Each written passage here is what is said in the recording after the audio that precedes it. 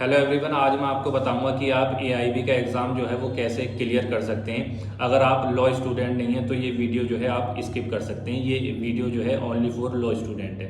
तो अब मैं आपको बताता हूँ कि एआईबी का एग्ज़ाम जो है आप कैसे क्लियर कर सकते हैं। एआईबी जो है वो ओपन बुक एग्ज़ाम होता है। अब जिस टाइप के हमारे कैंडिडेट होते हैं, जैसे हम हो गए, हम जुडिशरी देते हैं, एपीओ देते हैं। तो जब ये एग्ज़ाम में अपेयर करने गया था तो ये तो मैं बिना बुक्स के अपेयर करने चला गया था और मैंने ये 35 मिनट्स या 40 मिनट्स में बिना देखे ऐसे ही कर दिया था। तो हम जैसे जो कैंडिडेट हैं उनको तो ये एग्ज़ाम ईजी लगेगा। फिर दूसरी जो कैटेगरी आती है वो आती है उनकी जो सिर्फ लिटिगेशन या प्रैक्टिस में रहते हैं और उनको ये सिर्फ एग्ज़ाम जो है वो क्लियर करना है। क्योंकि अब जब हमें तो काफ़ी डीपली पढ़ना पड़ता है जुडिशरी के लिए, एपीओ के लिए। तो हम तो ये एग्ज़ाम इजीली क्रैक कर लेंगे, लेकिन वो जो लोग प्रैक्टिस में रहते हैं, लिटिगेशन में रहते हैं, तो यहाँ पर ये जो है काफ़ी प्रॉब्लम क्रिएट कर सकता है। तो इसको जो है एग्ज़ाम को क्लियर करने के सिर्फ 3 तरीके हैं जो मुझे लगता है और मेरे पर्सनल एक्सपीरियंस से मैं आपको बता रहा हूँ। पहला होता है, अगर आप सेल्फ स्टडी करते हैं और बहुत ही डीपली, आप जैसे यूजीसी का कैंडिडेट मान लीजिए 100% पढ़ता है और आप 70% पढ़ के चले जाते हैं, ये एग्ज़ाम क्लियर हो जाएगा।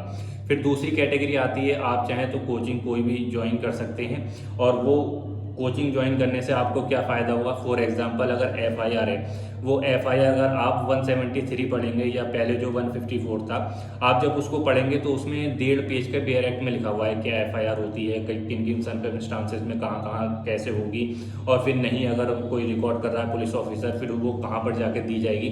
तो आप देखेंगे ये 1.5 पेज है। लेकिन इसमें अगर आप एआईबी का कोई भी एग्जाम उठा के देखेंगे उसमें सिर्फ एक ही क्वेश्चन पूछा जाता है, वो होता है कि एफआईआर जो है वो किन केसेस में दी जाती है। तो वो कॉग्निजेबल में दी जाती है और संज्ञेय अपराध जिसे बोलते हैं। सिर्फ यही क्वेश्चन जो है एफआईआर से आता है। तो आप दूसरा जो है वो कोचिंग से आपको ये फ़ायदा हो जाएगा कि आपको सिर्फ वही पढ़ाया जाएगा जो एग्ज़ाम के पॉइंट ऑफ व्यू से आता है और आपको पता रहेगा कि हाँ ये जो है मुझसे पूछ सकते हैं। अब तीसरी चीज़ क्या आती है, वो होती है स्मार्ट स्ट्रेटेजी।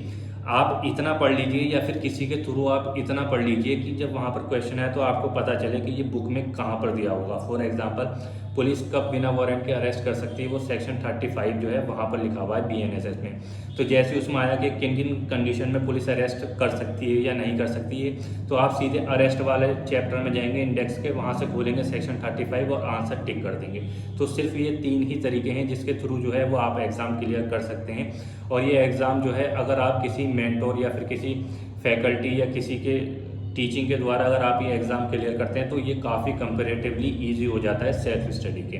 तो ये मेरा पर्सनल ओपिनियन है और मुझे लगता है कि अगर आप खुद खाना नहीं बना सकते तो उसका ज़रूर खा लीजिए कि जिसने पहले से जो है वो बना कर रख दिया, आपको सिर्फ उसको खाना है। तो मेरा कहने का मतलब है, आप चाहें तो गधे वाली मेहनत कर सकते हैं और अगर आप चाहें तो किसी ने मेहनत करी है उसकी मेहनत को आप ले सकते हैं और सिर्फ एग्ज़ाम क्लियर कर सकते हैं। क्योंकि ये एग्ज़ाम सिर्फ क्वालिफाइंग होता है, ऐसा नहीं है कि आपको बहुत डीपली स्टडी करके आपको आगे चल के फ़ायदा होगा। फॉर एग्जांपल, अब जुडिशरी अगर हम दे रहे हैं तो हमें आगे चल के फ़ायदा है कि हाँ हमको लॉ अप्लाई करना पड़ेगा, लेकिन लिटिगेशन में थोड़ा रिलैक्सेशन मिल जाता है। तो ये मेरा पर्सनल ओपिनियन है जो मैंने अपने पर्सनल एक्सपीरियंस के ऊपर जो है वो आपको बताया। Thank you.